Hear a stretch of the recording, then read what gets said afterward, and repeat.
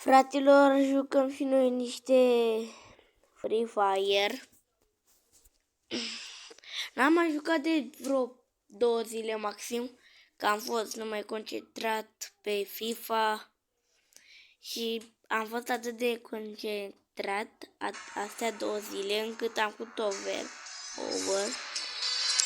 89. Bine, eu nu joc FIFA chiar așa de mult timp, joc de 2 ani, dacă să calculăm, e 2 ani, pentru că mi-am mai șters-o pentru că mici probleme. Mi-a făcut nervi că nu câștig și am șters-o. Și cam de-aia. Jucăm și noi un meci.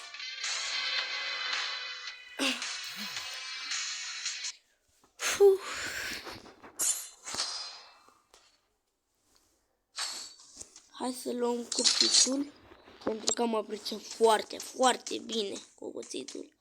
E cel mai bun din joc cuțitul. Oricine, ăsta dă damage. 739, 38. Poate să-l omoare direct pe adversar. 749 v-am spus? Vedeți? Vedeți? Ce damage dă? Și l omor direct. Da, acum să fim serios. Cum s-a urcat ăla pe ăsta? Bună încercare. Dar te văd. Am o idee foarte frumoasă.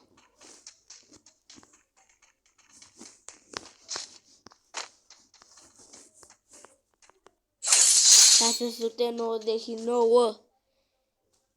Wow. Mai trebuie încă 3 ca să câștigăm la 0.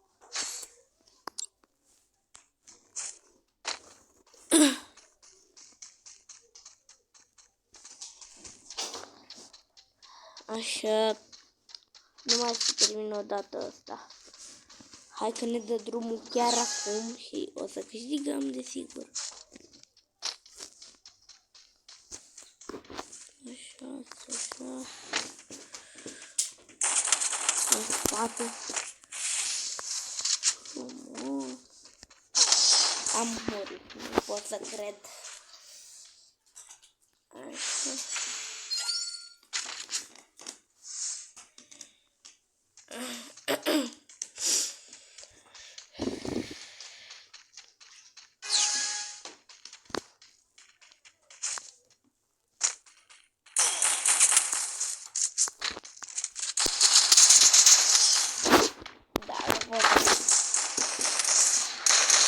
Dar gata. Acum la toate stop și gata. Hai să luăm arma asta care habar n-am cum se numește. Serios.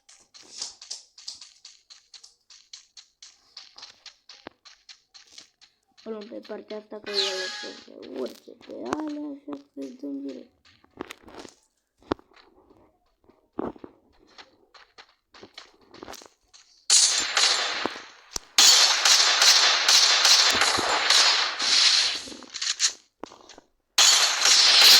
Deci în meciul ăsta nu avem voie să ne facem viața.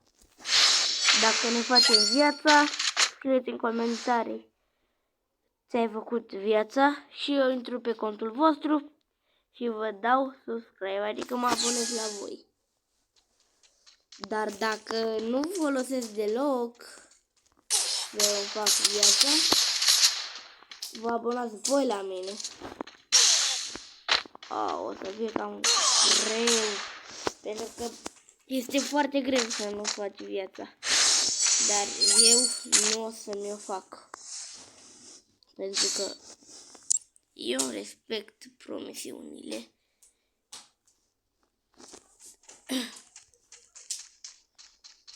Aici ar m-a ales ăsta, arme.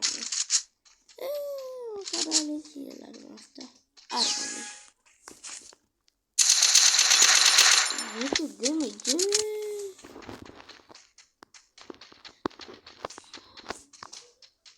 E mort. Nu pot să cred. Deci, oricum n-aveam cum să fac viața. Era fix lângă mine. Gata, m-am enervat. Și acum o să câștig. 5-4. Ce prostie.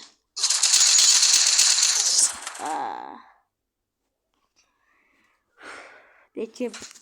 Nu pot să cred că am pierdut. Băi, nebun.